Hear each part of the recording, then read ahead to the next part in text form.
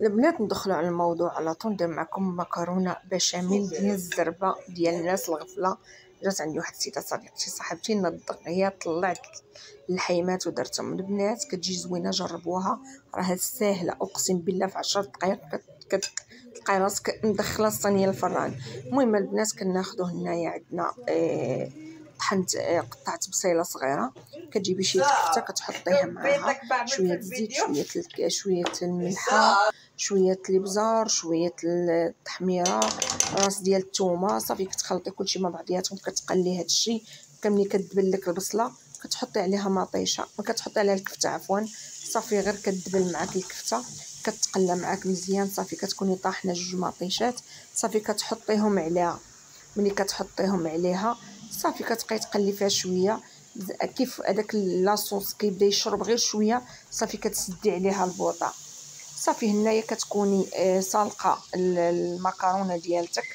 المكرونه ديالك تكون مسلوقه. صافي اختي كتوجدي البايركس ديالك او الصينيه فين غادا تحطيها. صافي هنا كتجي لذيذه وبنينه البنات، يعني ديال الزربه، ولكن رجات بنينه فنه. صافي البنات هنايا سلقت المكرونه، قاديت الدنيا. غتاخدي المكرونه قلامه، اللي تيقولها القلامه البنات هنايا.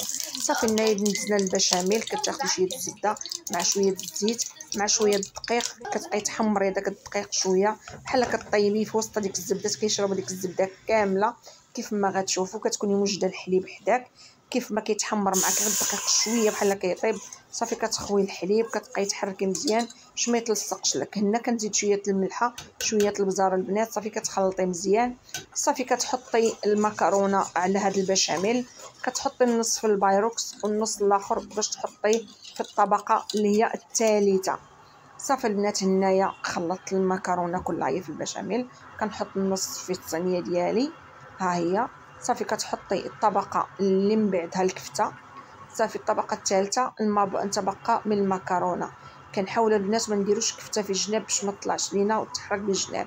صافي البنات كتخرجيها من الفران وكتاكليها بالصحه والراحه. البنات جربوها ودعواتكم معايا واللايك البنات، وشاركوا في القناه، شاركوا الفيديو مع صحاباتكم. وكنتمنى ان هذه الوصفه خفيفه ظريفه. الفيديو فيه 4 دقائق او 3 دقائق. والسلام عليكم.